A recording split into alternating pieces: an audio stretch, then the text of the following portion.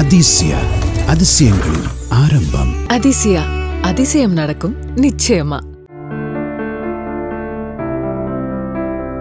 6 மணிக்கு எங்க அப்பா ஆடு மேய்ச்சிட்டு வந்து பார்க்கும்போது ஒரு நகையும் கூட இல்லைன்னு சொல்லிட்டு எங்க அப்பாவும் எங்க அம்மாவும் உட்காந்து ஓடாது.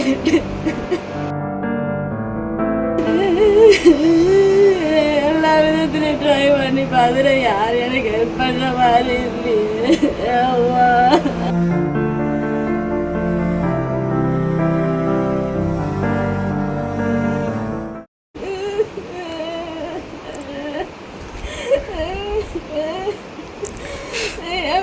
அதாவது நான் சிஆர்பிஎஃப்ல தான் வேலை பார்த்துட்டு இருக்கேன், ஜம்மு காஷ்மீரில். என் ஊர் பொண்ணு பக்கத்தில் நாராயணபுரம் கிராமம். எங்கள் வீட்டில் நானே, எங்கள் அப்பா, எங்கள் அண்ணன், எங்கள் அம்மா 24ஆம் தேதி சாயங்காலம் 3:30 மணிக்கு மாடை மேய்க்க போகும்போது யாரும் போட்டு உடச்சி மொத்த நகை எடுத்துகிட்டு போயிட்டேன். என் கல்யாணத்துக்காக சேர்த்து வச்சேன் நகை. 5 மணிக்கு ரிட்டர்ன் வந்து பார்க்கும்போது மொத்த போட்டு உடச்சிட்டு சாமான்லாம் எடுத்துகிட்டு போயிட்டாங்க நகை எல்லாத்தையும். 6 மணிக்கு எங்கள் அப்பா ஆடு மேய்ச்சிட்டு வந்து பார்க்கும்போது ஒரு நகையும் கூட இல்லைன்னு சொல்லிட்டு எங்கள் அப்பாவும் எங்கள் அம்மாவும் உட்காந்து ஓடாது. எங்கள் அண்ணன் வேலைக்கு போயிட்டு ரிட்டர்ன் வந்து பார்க்கும்போது அவங்க அழுதுட்டு இருந்தது பார்த்து கேட்டுட்டு போலீஸ் ஸ்டேஷனில் போய் கம்ப்ளைண்ட் கொடுத்தா. ஜூன் மாதம் 24ஆம் தேதி நைட்டு. மறுநாள் 25ஆம் தேதி சிஎம் பந்தோபஸ்து சொல்லிட்டு யாரும் வந்து எதுவும் பண்ணவே இல்லை. 12:30 மணிக்கு தான் ஃபிங்கர் பிரிண்ட்டுக்காரங்கெல்லாம் வந்து ஃபிங்கர் பிரிண்ட் எடுத்துகிட்டு போனாங்க.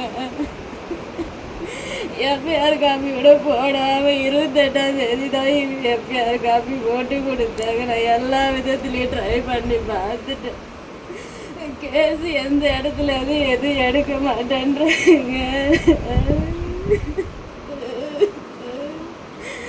என் வீட்டில் யாருக்கும் எந்த இது பண்ண முடியாமல் நிற்கிறாங்க.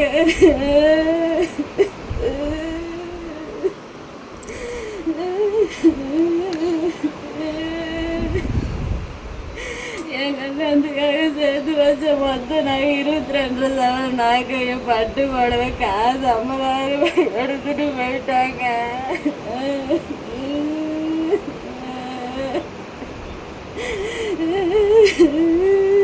எல்லா விதத்துலையும் ட்ரை பண்ணி பார்த்துட்டு யாரும் எனக்கு ஹெல்ப் பண்ணுற மாதிரி இல்லையே. அம்மா போச்சு, எங்க நாங்கள் எல்லாமே போச்சு.